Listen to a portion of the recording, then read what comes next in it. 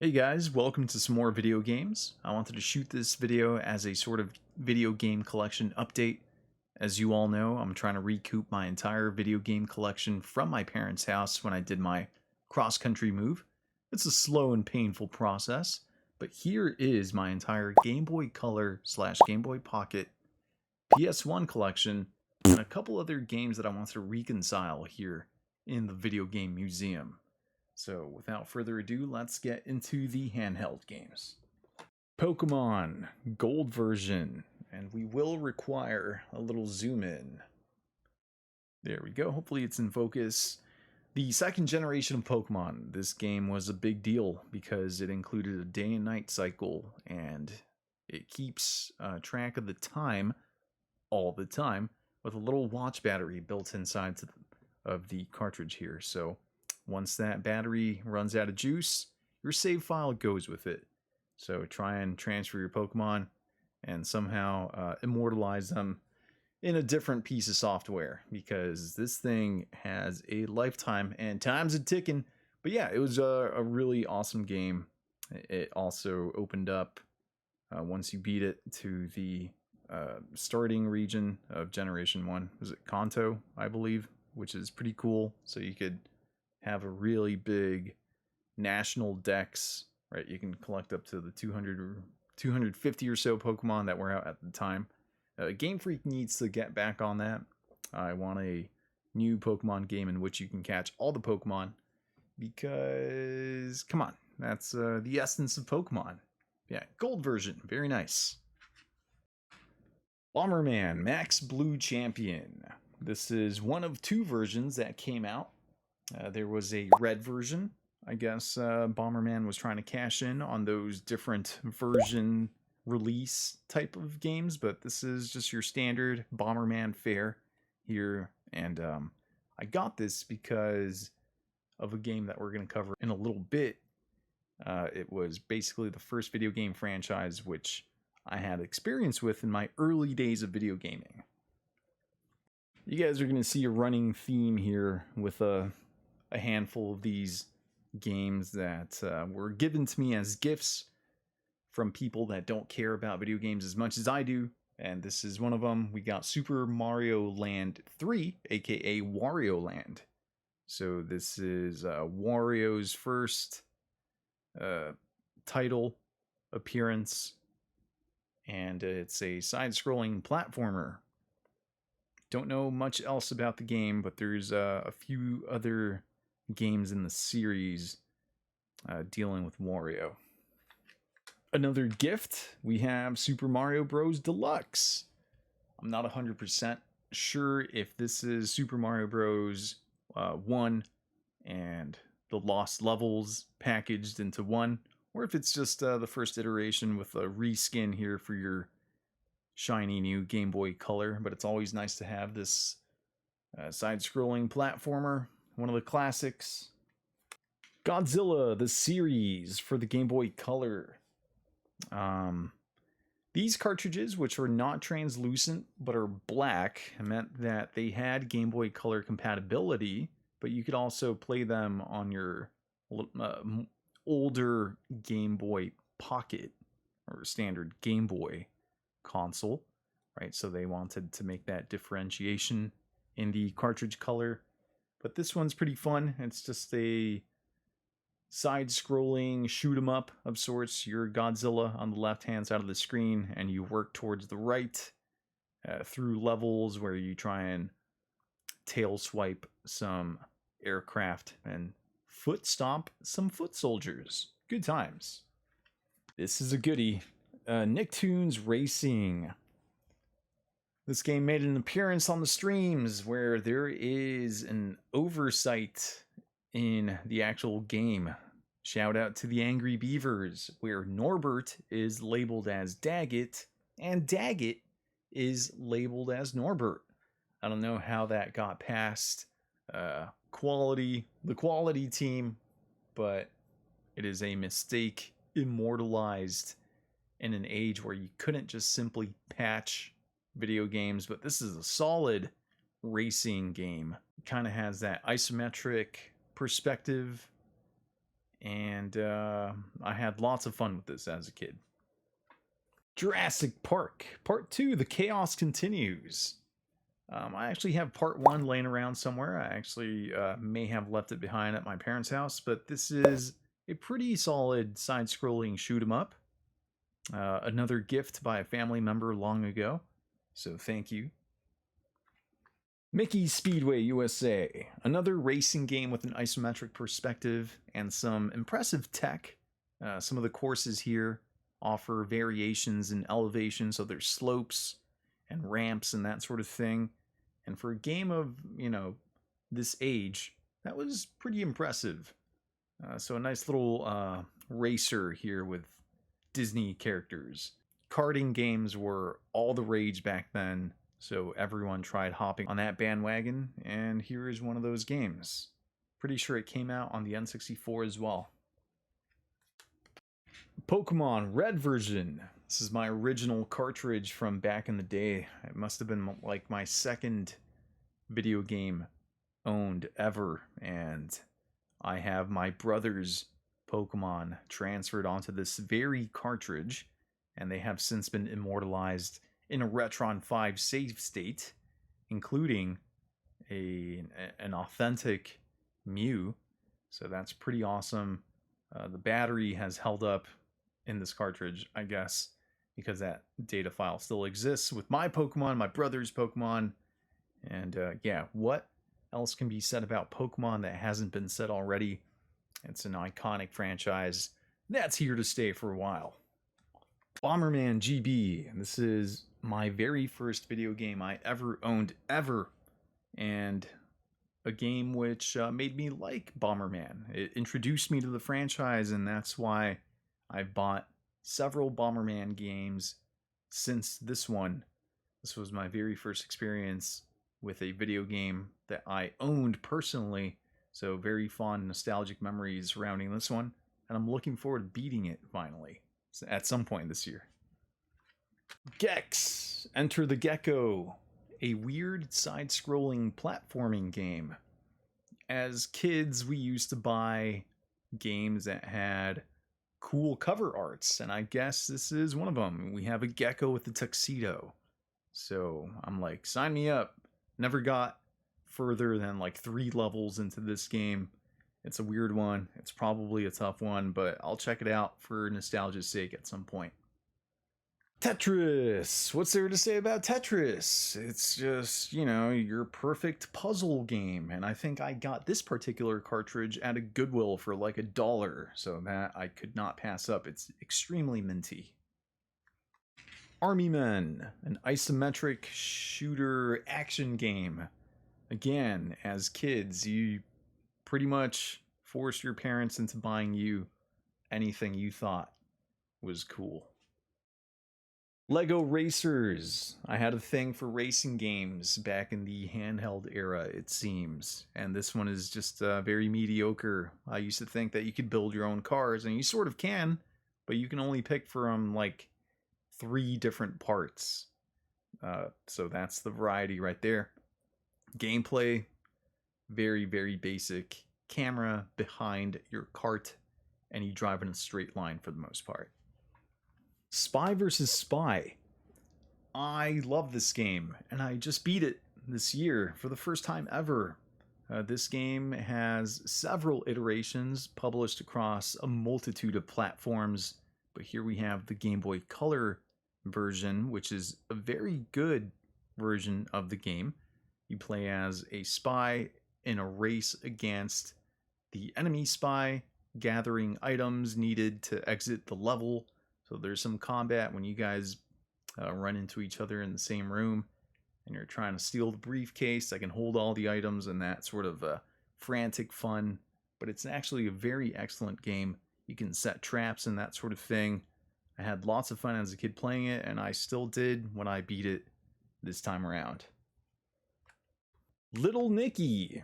I used to like Adam Sandler as an actor when I was a kid, and he did funny movies. So this movie came out, and I was like, I think I coaxed my uncle into buying me the video game just because I thought it would be good. It's not.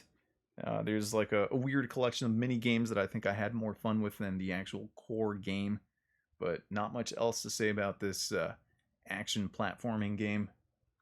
Conker's Pocket Tales, uh, published by Rareware, actually. I remember getting somewhat far into this game, and this is back when I was a child that didn't know how to read properly, so I erased my data file because I thought the erase option meant something else. But I was devastated by my progress being wiped all of a sudden due to my own error. I learned the hard way what erase meant. This is just kind of a weird isometric adventure game, like a collect 'em all sort of thing. I don't know, it's weird. I'm gonna have to jump back into it and check it out again after all these years. And we're winding down on the Game Boy games. We have another donation. We have Pokemon Yellow version here with Pikachu. It's essentially Pokemon Red or Blue with, I believe, all the Pokemon baked into the cartridge instead of having to trade for them across the two different versions. You have them all in here, and I believe your starting Pokemon is Pikachu, and he follows you around your journey. Last game was a donation by a friend. We have Pokemon, the trading card game. I actually am pretty curious to see how the base set of Pokemon cards, right, from way back then, how that is playable on a handheld console. So I'll check this out at some point. Looks interesting. Some more bonuses. I have an e-reader back at home. I didn't bring it along with me, but that ancient piece of technology used to read these code cards, and you would swipe them kind of like credit cards. So, for example, these legit Pokemon cards here, the evolutionary line of Machop, you see these little dots along the side of the cards. You would swipe that into the e-reader device, and you would get like some sort of mini game for doing the set of three Machops. You would get some items, I think, for Animal Crossing. You would get access to the retro manhole Game & Watch game. That sort of innovative and quirky technology that Nintendo likes to experiment with. So I have them here still in their little foil. Nice little collector's piece, I guess. And also had the Donkey Kong Jr. card pack, a series of like 4 cards, or 5 cards rather, that you would have to scan in a certain order to be able to play Donkey Kong Jr. Nice. Good stuff. Moving on to the PS1 collection. And the first one's a heavy hitter. Final Fantasy Tactics. I've actually been having lots of fun with this game recently. I had an old save file that I'm jumping back into, and this is just a timeless turn-based strategy game from the Final Fantasy universe. It's world-renowned, I would say, for being awesome. And if you don't know about this game and you're into strategy games, I highly suggest you pick this game up. It is just one of the all-time greats. Greatest Hits Edition, that's fine. I had no preference in the label here. This one's kind of a throwaway because it's not even the legit jewel case. We have Pocket Fighter. I had a friend, shout out to Hungry Wombat, who wanted me to get this game so that we could play some Versus.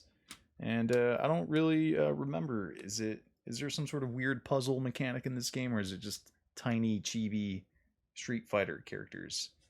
Anyways, I think this game is actually included in the Capcom Fighting Collection game that came out earlier this year.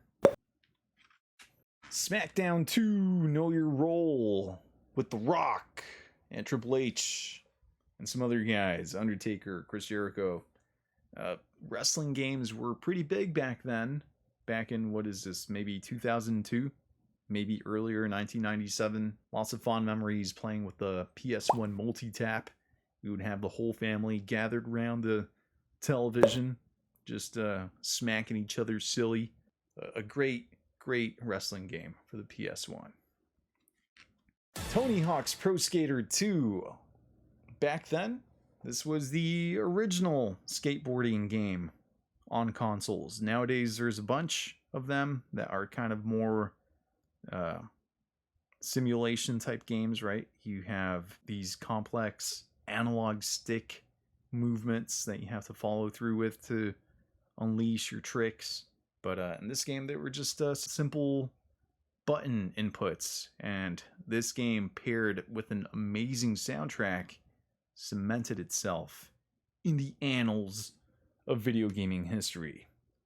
Good stuff, Tony Hawk. Lots of good memories here. Tekken 3 is an absolutely fantastic 3D fighting game. If you haven't played Tekken 3, I suggest you check it out. An amazing fighting game. This franchise is still running. There's some stinkers in their lineup, but some good games along the franchise as well.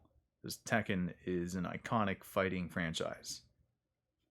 Running Wild is kind of a relatively new pickup when it comes to PS1 collecting. There's no nostalgic value behind this one. I just picked it up because I heard it was very quirky.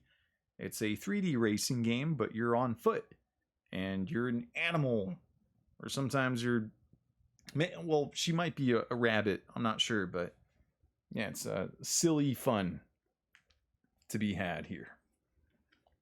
Ready to Rumble Boxing. This is the first in a series of 2, I think. Lots of nostalgia attached to this game as well. And, Michael Jackson's in this game. You beat up Jim Buffer. Is that his name? Yeah, he's like the boss in this game, which is pretty funny. But a very, very nice boxing game for back in the day. Cartoony, arcade-like. It's not realistic at all, but I suggest you guys check it out. Punky Skunk.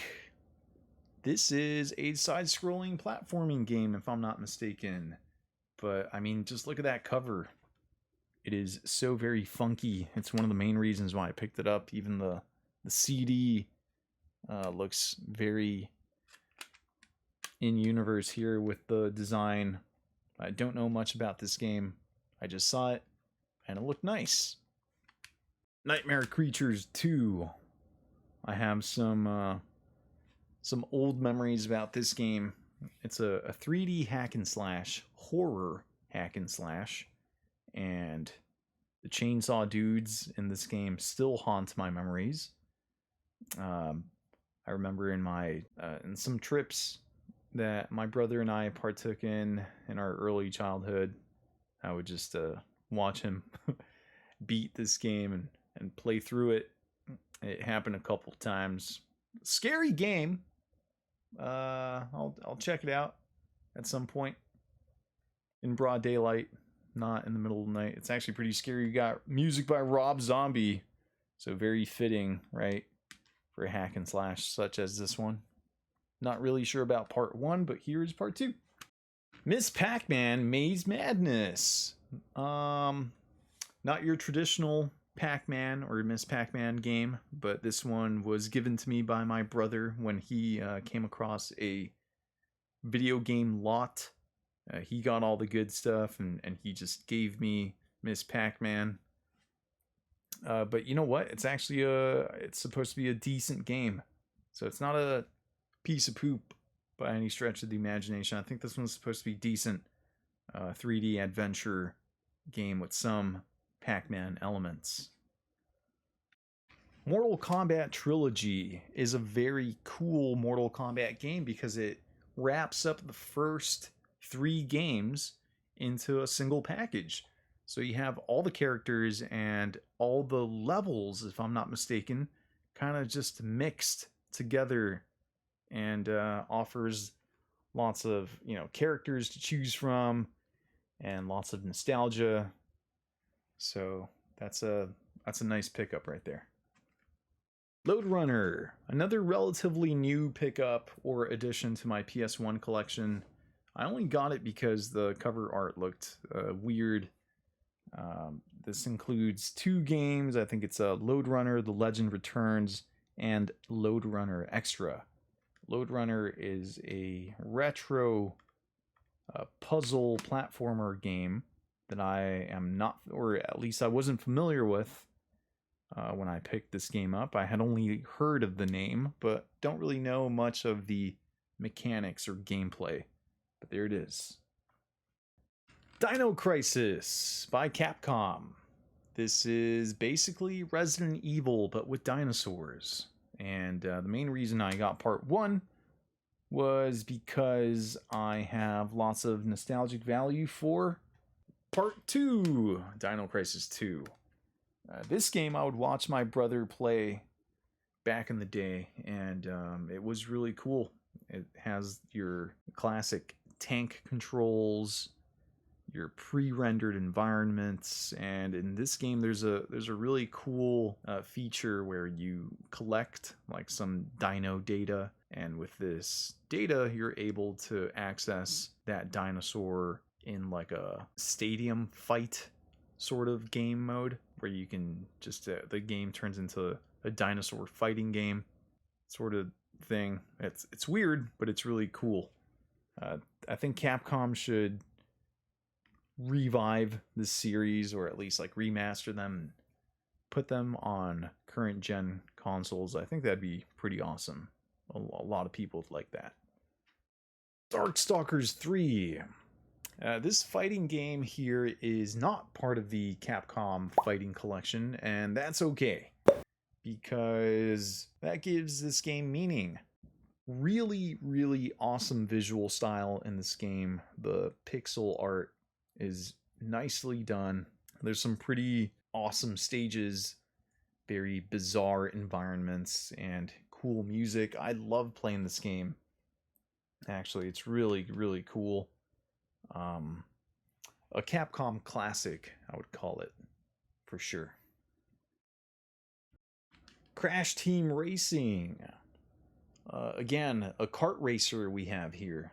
The one that wanted to stir up some competition between Mario Kart and itself. This was back in that go-karting era. And we have Crash Bandicoot and his iteration of kart racing. A lot of people have nostalgia towards this game. I don't, personally. I just kind of got it for the collection because everyone doesn't stop talking about it. So if anyone ever comes over and they're like, hey, do you have Crash Team Racing? I'll be like, yeah, absolutely. I have it right here. But from what I've heard, the mechanics are pretty different from Mario Kart. A little bit more technical here in the drifting department or something like that. At least that's what I've heard. But yeah, solid edition. It's been ported over to current gen consoles, or like, you know, revitalized in that manner. Oh man, Castlevania Symphony of the Night. We have the Black Label here. Very happy to have this game.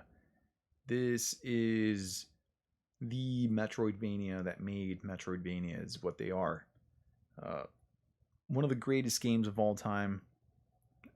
Everyone says that, and with good reason. Here we have an amazing soundtrack, excellent gameplay, really compelling story. The characters are pretty badass.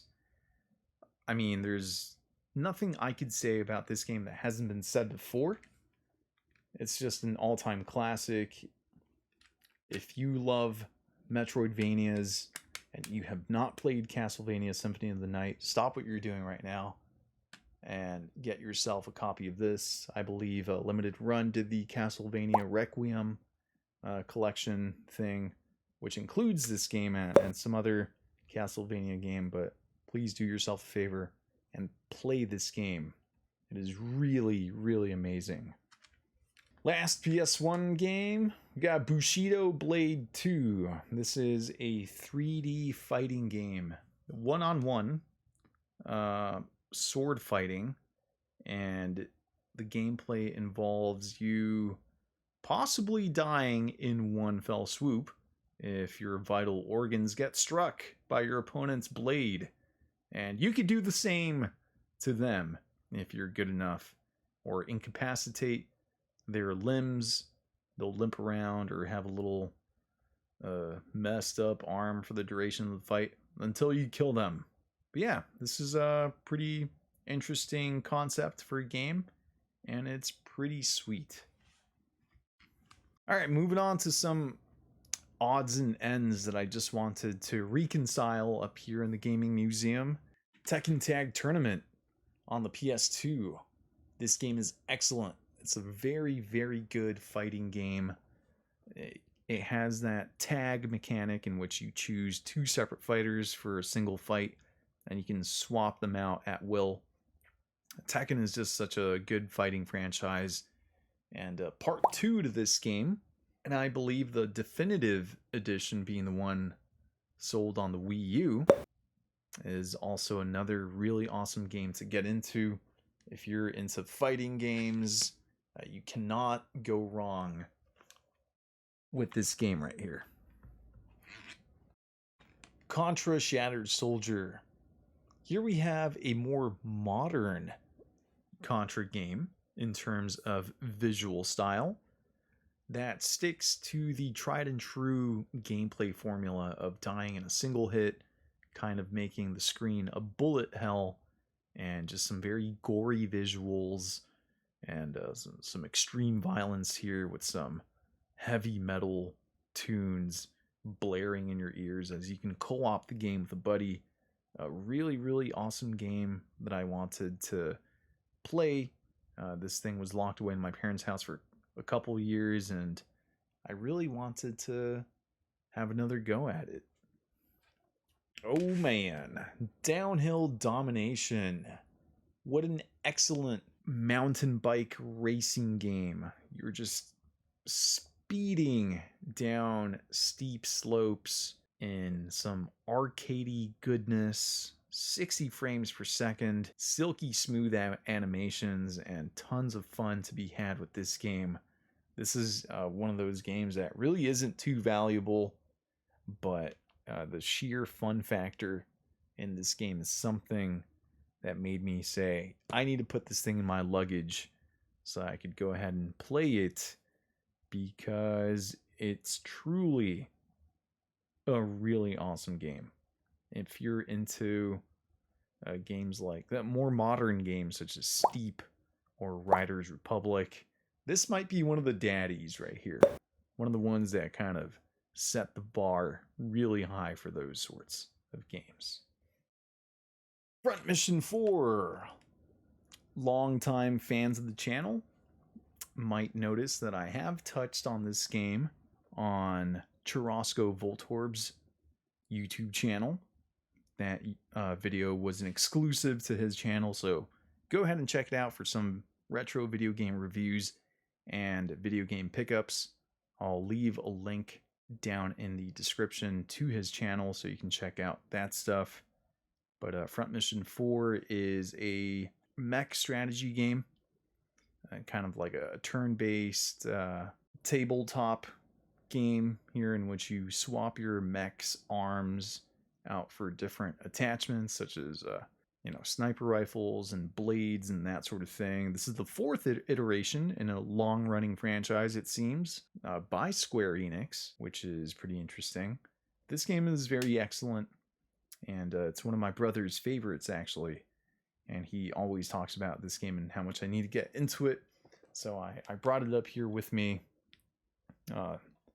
Very, very nice game.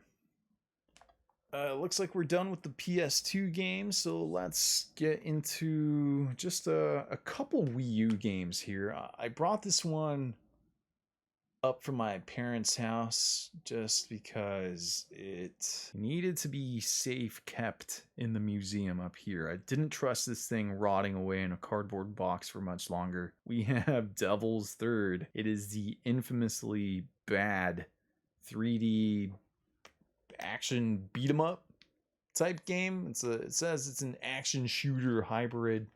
It's supposed to be ultra violent or something. I don't know. I only ever played this game for like 5 minutes just to test to see if it works. This was a gift from the wife.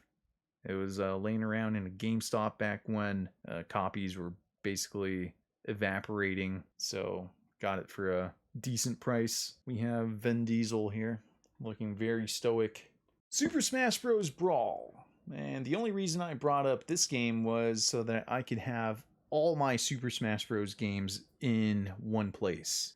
So, of course, I have Ultimate, and I have Super Smash Bros. 64, and you'll see Melee here in a little bit. But this is the third iteration of Super Smash, and probably the weakest in my opinion. I'm not going to get into it, but the gameplay is too floaty for me, and they made the characters look really gritty and realistic. But I still have fond memories of playing this game and making that midnight release line at GameStop. Good times. I do have access to Project M here, though, that introduces some other character skins and gameplay akin to Melee. That's how bad this game is. I had to get that hack for it, I guess you could call it. But yeah. Super Smash Bros. For Wii U. Here it is. The first Super Smash Bros. Game in HD. This was the main reason why I got a Wii U back in the day. I was always a Super Smash Bros. Fan, and I didn't have a Wii U for like a year into its release or something like that. But when this game came out, I already had it on 3DS, and I liked it so much that for Christmas, I was like, I'm going to ask for Super Smash Bros. And it's honestly really fun. The floatier mechanics were remedied here from Brawl, but then were further refined in Super Smash Bros. Ultimate. And yeah, it's, I guess, one of the more useless Super Smash Bros. Games out there, since Ultimate just expanded upon what this game did. So this kind of feels like a beta Super Smash Bros. Ultimate. I don't really see why you would go back to this version of the game unless you're in some sort of competitive tournament in which there's some quirks in this game. Tripping, I think tripping is still here. That's not good. I might be wrong, that might just be Brawl. Anyways, speaking of Super Smash, we got Super Smash Bros. Melee. Oh man, my very first GameCube game back in, what, 2001, I think. I got this game for Christmas. I played it all Christmas night, or Christmas Eve rather, and I had a blast with this game. Hundreds of hours spent with friends and family playing this timeless brawler game that has had so much success in the gaming industry, and it just takes the world by storm every time a new version comes out. But Melee is still played competitively, and there's a bunch of fans surrounding this game claiming that it is the best version of Super Smash there is out there. I personally find it hard to get back into these much more difficult mechanics from back in the day. Things were a little bit more precise, unforgiving, and that sort of thing, but this was just a giant of a game. Pikmin, the first one. This was the other GameCube game that I got for Christmas, and I have some traumatic memories involving this game because after having such a good time with Super Smash Bros. Melee, and I popped this game into my GameCube, I was like, what the hell? I am far too attached to these little creatures to watch them die getting gulped up by spotty bulborbs, or just watching a bunch of them drown after I didn't lead them carefully enough around a puddle or something like that. And just the fact that the game has a time limit, right? A certain amount of days in which you have to complete your main objective just restricted my ability to have fun with the game. And being like 7 or 8 when this game came out, it was just very traumatic. And I cried that day, and I wanted to return the game, but thankfully I didn't. And I just held on here to this copy. This is my original copy. And we all know nowadays that collecting for the GameCube is a pain in the butt. So I'm really happy that I didn't get rid of this guy. Then we have Pikmin 2. So yeah, this is Nintendo's take on real-time strategy. It's a really creative game. It's a franchise which is loved by many. The third iteration is on the Wii U, and it got ported over to the Switch, and everyone is holding their breath for the fourth one, because that should be fun. I would assume it's going to come out on Switch at some point, or maybe it'll be like a launch title on whatever is after the Switch. But a lot of people like this. I need to get into these games for sure. Metal Gear Solid: The Twin Snakes. So this game got ported over to the GameCube, and there was some key changes in this version of the game. One of the ones that stands out to me the most is the omission of the encounter music theme. It is strangely absent in this game. I think it was some sort of copyright legal thing was going on at the time, and I think it still is. I'm kind of out of the loop on that, but yeah, this is Metal Gear Solid on the GameCube, and the funny or not so funny thing about this is that all these discs had a manufacturing error. And back when I opened up this this game case just to see, let's see if I can pull it up here. The printing on the actual discs is faulty. There's something that happened at the manufacturing plant here. I'm not sure if you're going to be able to tell on camera, but there is like some visual peeling.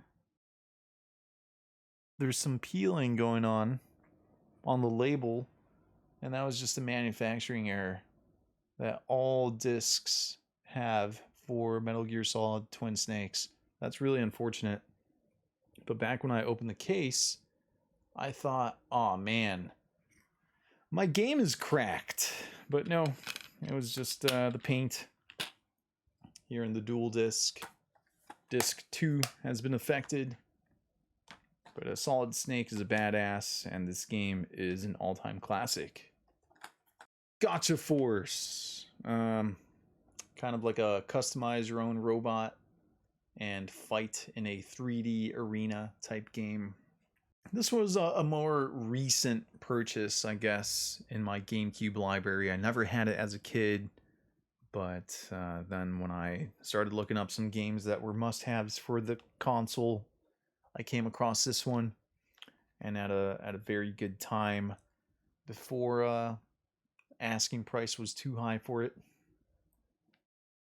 Godzilla Destroy All Monsters Melee. This is a 3D fighting game. It's up to 4 players, so you and 3 other buddies can gather around the TV here and have some really slapstick fun, being a Godzilla or some other giant kaiju and just ripping giant buildings from their foundations and just tossing them across the arena and hopefully hitting your friends in the face with them.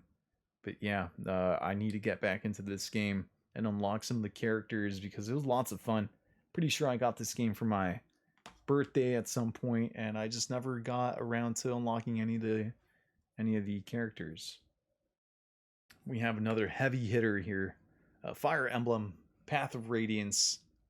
This is the Fire Emblem game to get for the GameCube.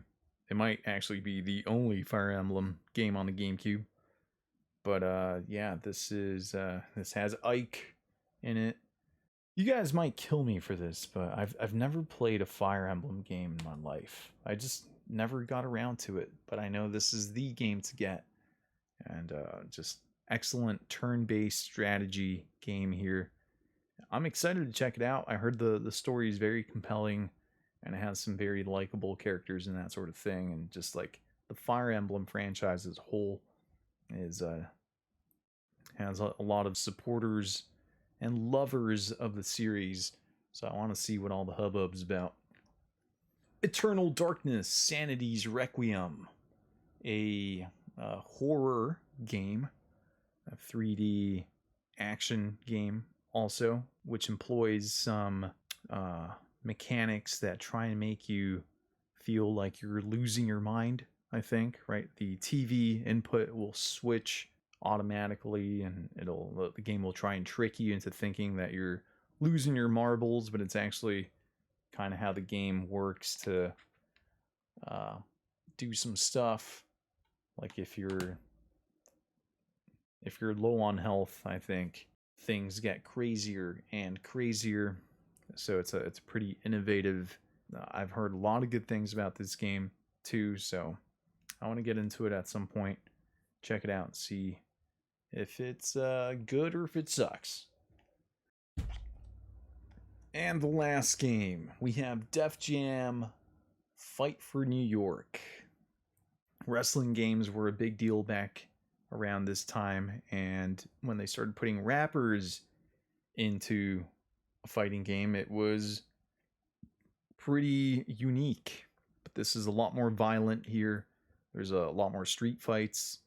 The first iteration of this game being Def Jam Vendetta, and this one got a little bit darker. It got the M rating as opposed to Vendetta having a T rating, I believe. And yeah, it has fighters such as like Exhibit, Snoop Dogg, Method Man, and you just progress through the story, or you can just get into some free fights with friends, up to 4 players. It's a lot of fun. This is quite the pickup if you ever do come across it. I highly recommend it. Lots of fun here. But yeah, that does it for this lengthy game collection update. I have a bunch of games that I've been playing lately, and now I don't have to keep these games a secret. For any of those who have noticed, I kind of have a new little setup for right now. This is usually the backdrop that I use on my streams, but I'm going to do a little shameless plug here. If you guys enjoy the type of games that are being shown off here, if you're curious about some of the stuff that we play here on the channel, check out the Twitch page. There's some episodic releases that I do of games that I've been collecting, and you'll get to experience them vicariously through the streams. Yeah, that's all I got for you guys. Okay, bye.